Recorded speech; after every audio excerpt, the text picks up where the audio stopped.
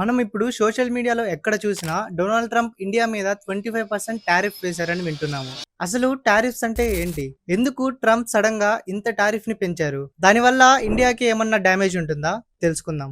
Tariffs అంటే import tax.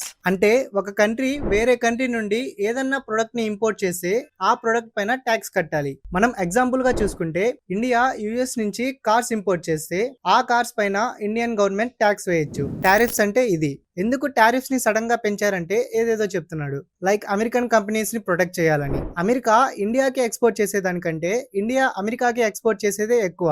దీనివల్ల US కి లాస్ అవుతుందని టారిఫ్స్ ని పెంచారని చెప్తున్నారు. అండ్ ఇంకా కొన్ని రీజన్స్ వల్ల ఈ టారిఫ్స్ అయితే పెంచారు. దీనివల్ల ఇండియాకి ఏమన్నా డ్యామేజ్ ఉంటుందా అంటే కొంచెం ఉంటుంది అంతే.